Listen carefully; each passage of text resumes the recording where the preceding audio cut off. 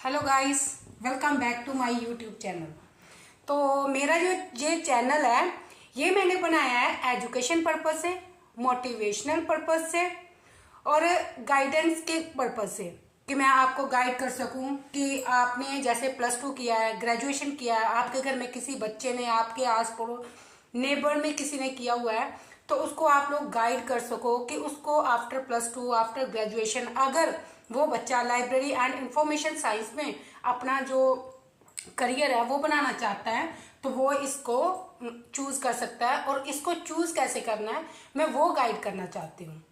ठीक है, ऐसा जो कोर्स है ना, ऐसा कोर्स जो लाइब्रेरी एंड इंफॉर्मेशन साइंस का, आपने देखा होगा कभी इस चीज की बात जो है ना वो कभी स्कूल्स में भी नहीं की जाती कि लाइब्रेरी, क्योंकि ये जो सब्जेक्ट है ना इसको ज्यादा लोग जानते ही नहीं कि library and science information science में हम लोगों ने कैसे अपना करियर बनाना है।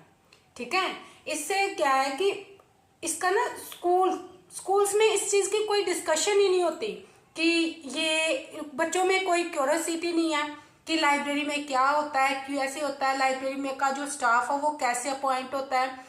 बच्चों को एक्चुअली इस चीज की कोई डिस्कशन नहीं की जाती। तो बात करने अगर हम लाइब्रेरी की बात करें ना तो ये बड़ी छोटी सी एजुकेशनल एक वीडियो है जिसमें मैं आपको लाइब्रेरी की रिगार्डिंग ही बात करूंगी। लाइब्रेरी एंड इंफॉर्मेशन साइंस में हम लोगों ने कैसे अपना करियर बनाना है। तो पहला जो हमारा क्वेश्चन है that is what is library.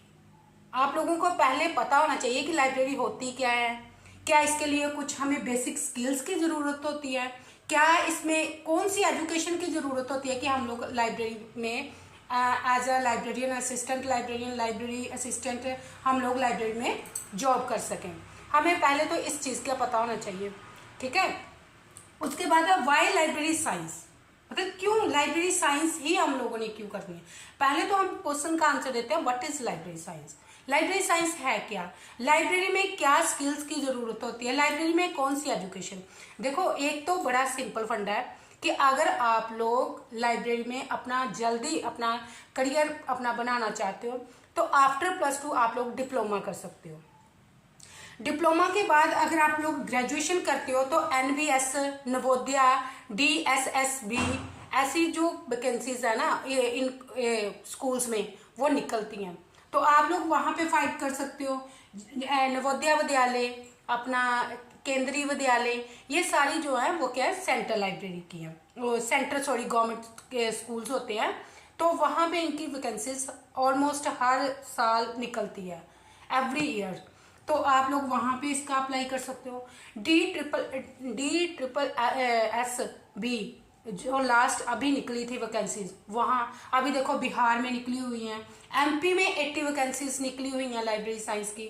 अगर आप लोग वहां पे फाइट करना चाहते हो तो एक बात और है कि बहुत सारे लोगों को ये कंफ्यूजन होती है कि बीलीव जैसे क्या है, बीलीव हमारा एक बैचलर डिग्री है। तो ऑलमोस्ट क्या होता है कि आफ्टर +2 हम लोग बैचलर डिग्री करते हैं, तो लोगों को ये लगता है बच्चों को कि जो बैचलर डिग्री है ना ये +2 के बाद हो जाती है, बट नहीं। आफ्टर +2 आपके पास किसी भी स्ट्रीम में ग्रेजुएशन होनी चाहिए। अगर आपके पास ग्रेजुएशन है तो आप अपना जो बीलिव कर सकते हो। ग्रेजुएशन के बाद 1 साल की बीलिव होती है और उसके बाद 1 साल की हमारी एमलिव होती है, masters in library and information science. 1 साल की BLIS होती है। BLIS क्या है, bachelor in library and information science. उसके बाद आता है वाई लाइब्रेरी साइंस। अब बहुत से बच्चे ऐसे होते हैं जिनको बुक्स में बड़ा इंटरेस्ट होता है, जो चाहते हैं कि 24 घंटे हम लोग बुक्स के आसपास ही रहें, बुक्स में घिरे रहें। उन बच्चों के लिए ये लाइब्रेरी जो साइंस है ये एक अच्छी ऑप्शन है, क्योंकि इनमें क्या है कि हम लोग, अब हमारी बात आती है कि हम लोग लाइब्रेरी एंड इंफॉर्मेशन साइंस में जो स्टडी है, अपना DLib है, चाहे CLib है, चाहे MLib है, चाहे BLib है, वो हम लोग करें कहाँ से। तो स्टूडेंट्स ये मैं आपको बता देती हूँ कि इसके लिए हर UGC अंडर जो भी कॉलेज आता है, इंस्टीट्यूशन आता है, वो अपना उसके आप थ्रू कर सकते हो, पॉलिटेक के थ्रू कर सकते हो। पॉलिटेक्निक्स में भी लाइब्रेरी एंड इंफॉर्मेशन साइंस का डिप्लोमा होता है। जैसे मैंने अपना जलंधर पॉलीटेक्निक है लाडो वाली रोड पे, वहाँ पे मैंने गवर्नमेंट पॉलीटेक्निक में मैंने 2 साल का डिप्लोमा किया। अभी वो लाइब्रेरी एंड इंफॉर्मेशन साइंस में जो डिप्लोमा है वो 3 साल का हो गया।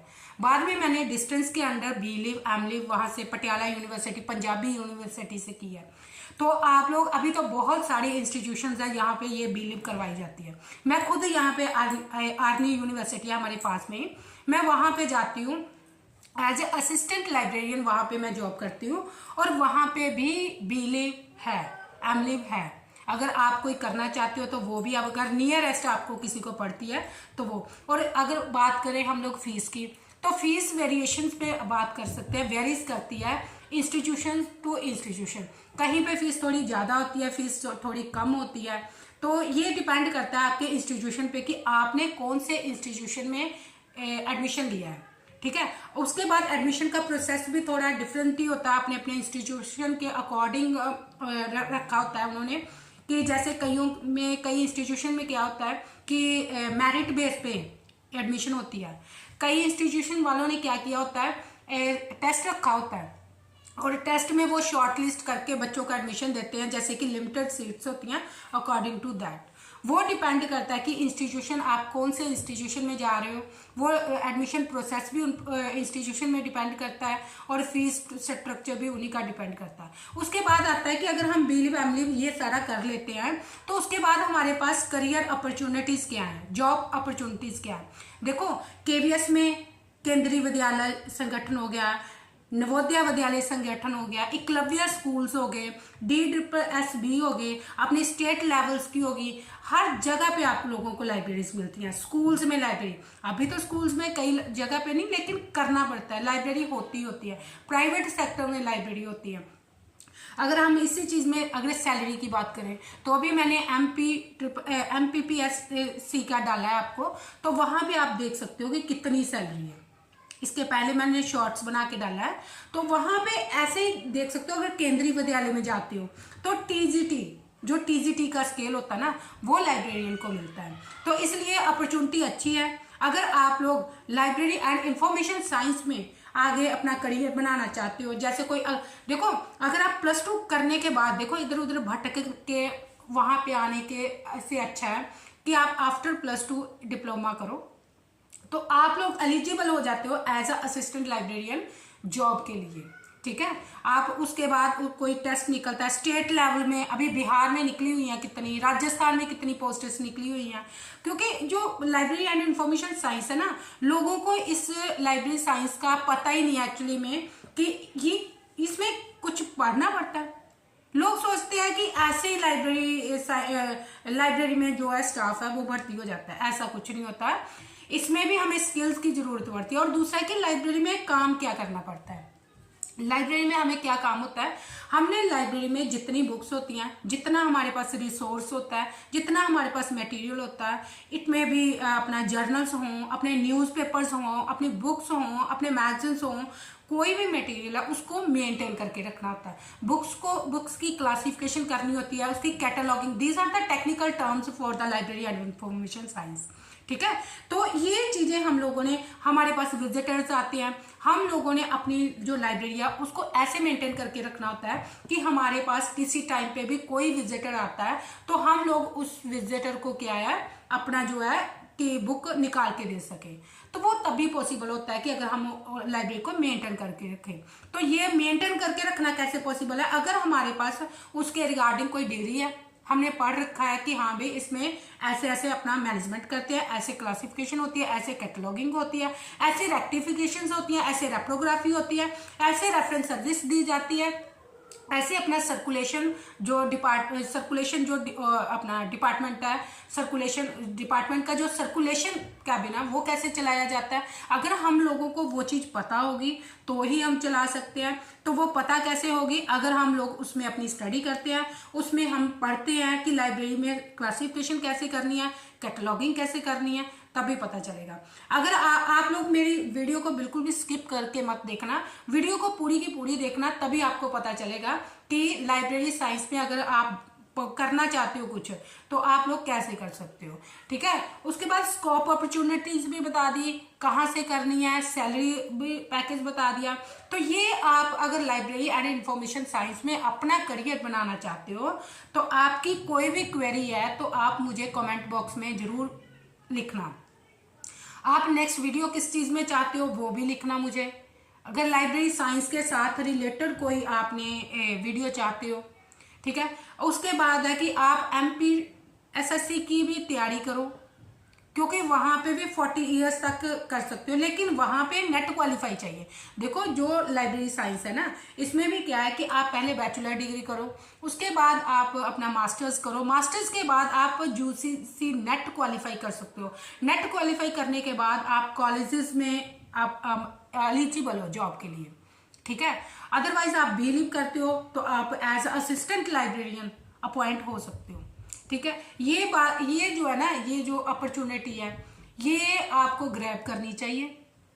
अगर कोई इसमें देखो ज्यादा वो आपकी एक बोलो ना कॉस्टली भी नहीं होते ये वाले कोर्सेज, होता है थोड़ा फीस अप्स एंड डाउन्स होते हैं, that depends on the institution.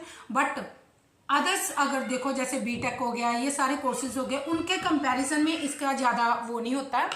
इसलिए आप लोग इस अगर इसकी बिलीव के रिगार्डिंग आपको लाइब्रेरी एंड इंफॉर्मेशन साइंस के रिगार्डिंग कोई भी क्वेरी है, कोई भी, तो आप उसको कमेंट बॉक्स में ज़रूर लिखिए।